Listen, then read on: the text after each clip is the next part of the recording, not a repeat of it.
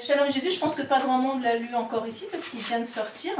Vous décrivez ce livre, alors oui c'est le récit d'une conversion et on le comprend avec le titre, mais pour moi c'est à la fois ça et beaucoup plus que ça, parce que dans le livre la narratrice s'appelle Sarah, elle ne s'appelle pas Valérie, et c'est vrai si on ne connaît pas Valérie, on peut imaginer que c'est une histoire complètement fictionnelle. Comment tu as décidé que ce serait Sarah et pas Valérie?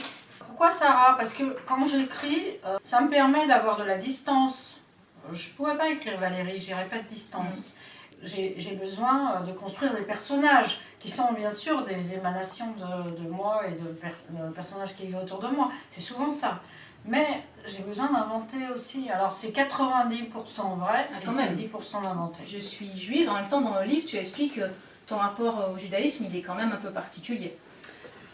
J'ai qu'une image négative du judaïsme. Alors c'est une vision déformée, c'est pas la réalité. C'est sûr qu'il y a des gens qui vivent leur judaïsme de façon très harmonieuse et très agréable. J'avais une nourrice que j'aimais beaucoup, qui faisait le catéchisme.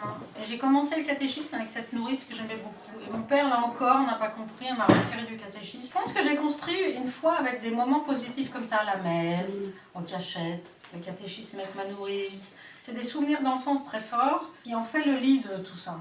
C'est vrai que j'ai eu affaire au mouvement libéral et que on a affaire à des gens beaucoup plus intelligents, beaucoup plus ouverts. Mais je ne me suis pas sentie à l'aise avec ce Dieu qui n'est pas incarné, qui est très autoritaire, qu'on ne peut pas nommer, qu'on ne peut pas écrire son nom. Je suis partie en Cisjordanie 2 fois, que j'ai vu l'apartheid, sont victimes les Palestiniens, et ça m'a fait prendre du recul par rapport à Israël. J'ai vraiment pris cette décision après le 7 octobre et Gaza. Là, je me suis dit, je tourne ma page, là, je peux pas m'identifier à ça. La narratrice Sarah raconte qu'elle a entamé une psychanalyse qui a duré 10 ans.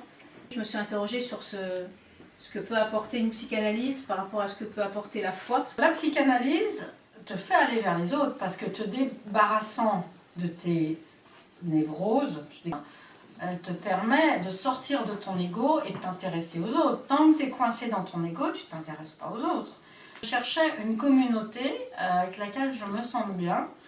Et je l'ai trouvée avec les copains du catéchuménat, avec la messe, avec les accompagnateurs, avec les prêtres que je connais très bien.